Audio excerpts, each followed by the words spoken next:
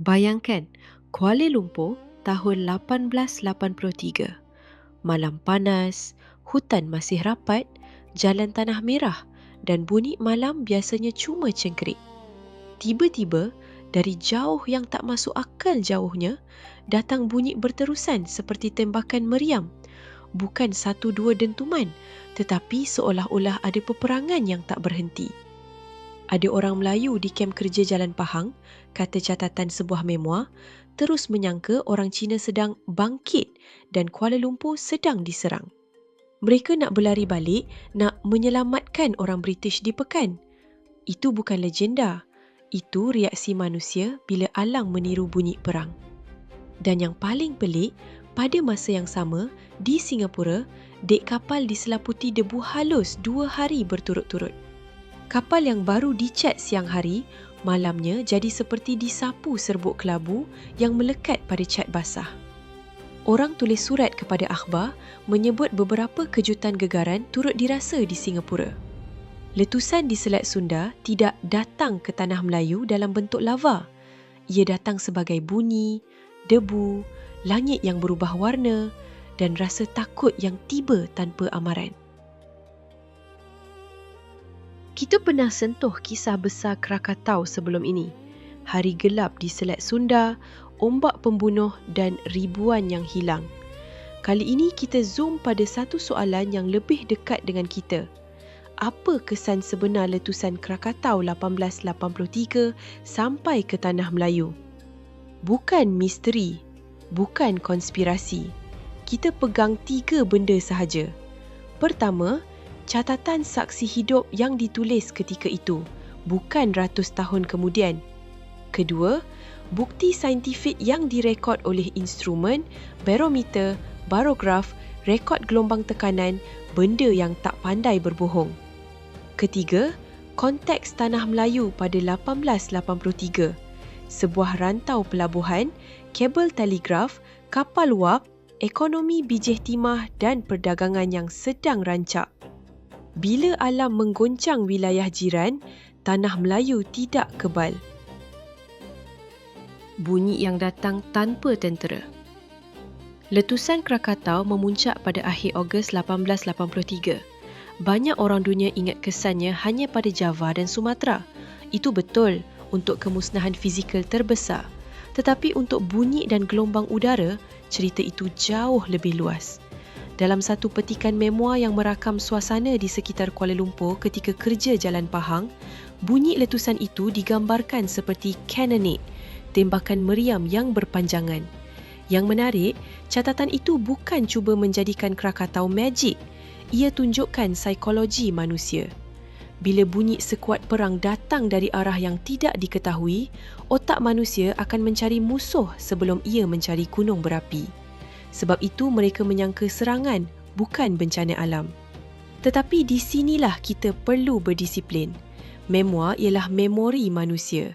Ia berharga, tetapi ia bukan alat pengukur. Jadi kita ambil ia sebagai gambaran reaksi, bukan sebagai angka jarak yang tepat atau bukti menyeluruh untuk seluruh semenanjung. Kalau kita mahu bukti yang lebih keras, kita pergi pada surat saksi yang ditulis pada 1883 sendiri. Debu halus di Singapura, bukti yang boleh disentuh. Pada 19 Disember 1883, sebuah surat saksi diterbitkan, kemudian diarsipkan semula oleh The Guardian. Penulisnya bercerita tentang perjalanannya singgah di Singapura selepas letusan. Dia tulis bahawa sepanjang Isnin dan Selasa, dek kapal mereka ditutup partikel debu halus, seakan kapal yang terkena ribut pasir di Laut Merah. Di Singapura, dia rasa beberapa kejutan gegaran. Dan pada malam Rabu, sebuah kapal di pelabuhan yang baru dicat siang hari didapati ditutup debu tebal yang melekat pada cat baru. Ini penting kerana debu ialah bukti fizikal. Ia bukan sekadar langit cantik. Ia partikel sebenar yang sampai ke rantau kita. Dan bila debu sampai, itu bermakna atmosfera sedang membawa jejak letusan merentasi ratusan kilometer. Tanah Melayu, khususnya Singapura sebagai pelabuhan utama, berada dalam laluan angin dan laluan kapal. Bila kapal-kapal masuk, debu itu ikut masuk dalam cerita manusia. Langit hijau dan dunia yang jadi asing. Surat saksi yang sama menyebut satu perkara yang membuatkan kita terasa seperti masuk ke dunia lain. Dia kata, langit berterusan berwarna hijau beberapa hari. Selepas melepasi Aceh Head dan berlayar ke barat, matahari terbit dan matahari terbenam menjadi indescribably beautiful dengan pelbagai shade hijau, bukan hanya di ufuk tetapi memantul pada awan bergulung di sekeliling horizon. Fenomena itu katanya berlarutan sampai mereka masuk Laut Merah, ribuan batu dari sumber. Di sini kita berhenti sekejap.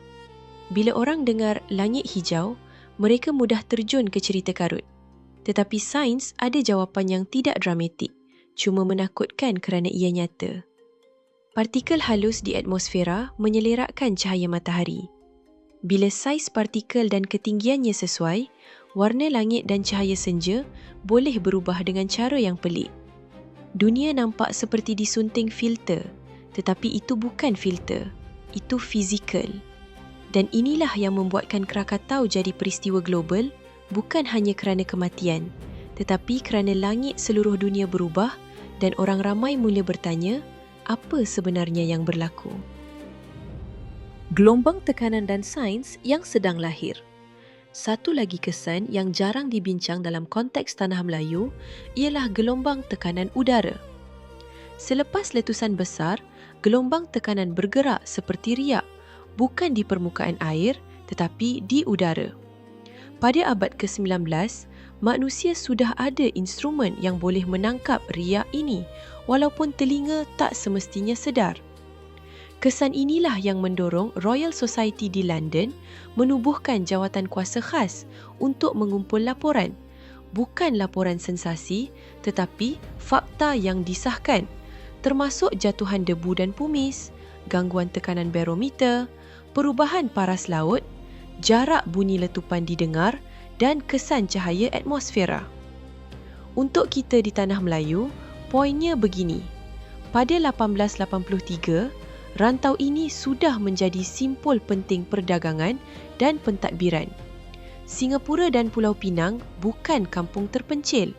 Ia nod komunikasi. Jadi, bila dunia saintifik mula mengumpul data tentang Krakatau, rantau kita berada dalam peta pemerhatian, sama ada melalui saksi kapal, rekod pelabuhan atau rangkaian komunikasi. Sekarang kita masuk bahagian yang selalu orang terlepas pandang.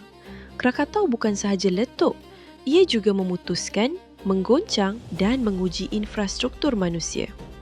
Kajian ulasan dalam Bulletin of Volcanology menghuraikan bagaimana letusan 1883 berkait dengan rangkaian telegraf bawah laut termasuk kabel yang merentasi Selat Sunda yang dilaporkan rosak akibat tsunami dan bagaimana rantau ini sudah dihubungkan dengan kabel yang menghubungkan Indonesia ke Singapura, kemudian ke Melaya dan Australia pada dekad sebelumnya. Maknanya, Tanah Melayu pada 1883 bukan sekadar menerima kesan alam. Ia juga berada dalam ekosistem komunikasi yang membuatkan berita bencana bergerak hampir masa nyata.